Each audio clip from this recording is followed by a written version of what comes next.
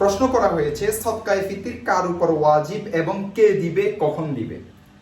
প্রথম পয়েন্ট, সদকায়ে ফিতির কার উপর ওয়াজিব। সদকায়ে ফিতির প্রত্যেক মুসলমানের উপর ওয়াজিব যদি সে ঈদের দিন নিত্য প্রয়োজনীয় দ্রব্যের অতিরিক্ত অর্থের মালিক থাকে, তার উপর সদকায়ে ফিতির ওয়াজিব হয়ে যায়।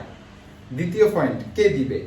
সদকায়ে ফিতির ফ্যামিলির কর্তা দিবে, ফ্যামিলির অধীনস্থ লোক যেমন ছেলে, মেয়ে, স্ত্রী, এদের পক্ষ থেকে যদি তারা সামর্থ্য না রাখে ফ্যামিলির কর্তা দিয়ে দিবে।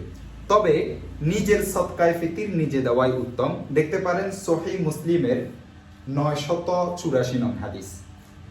এরপরের পয়েন্ট হচ্ছে কখন দিবে। সদকায়ে ফিতির অবশ্যই চেষ্টা করবে ঈদুল ফিতরের নামাজের আগে আগে দিয়ে দেওয়া, কারণ তা দেওয়া মুস্তাহাব। এর আগে আগে দিয়ে দেওয়া মুস্তাহাব হাদিসের মধ্যে উদ্বুদ্ধ করা হয়েছে এবং দেওয়ার জন্য বলেছে। আগে যে আমি একটা হাদিসের কথা বলেছি মুসলিম শরীফের 984 নং হাদিস, সেখানেও নবী করিম সাল্লাল্লাহু আলাইহি ওয়াসাল্লাম নির্দেশ করেছেন ঈদুল ফিতরের আগে আগে, ঈদুল ফিতরের নামাজের আগে আগে সদকায়ে ফিতির আদায় করে দেওয়া।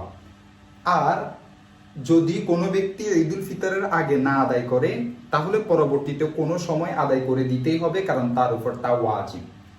অর্থাৎ ঈদুল ফিতরের নামাজের আগে আদায় করা মুস্তাহাব এবং অবশ্যই চেষ্টা করতে হবে আদায় করে দেওয়ার জন্য।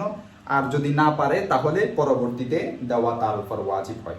আমরা আবু দাউদ শরীফের একটি হাদিসের দিকে যদি যাই, সেখানে হাদিসের মধ্যে উল্লেখ আছে, হাদিস নং 1609।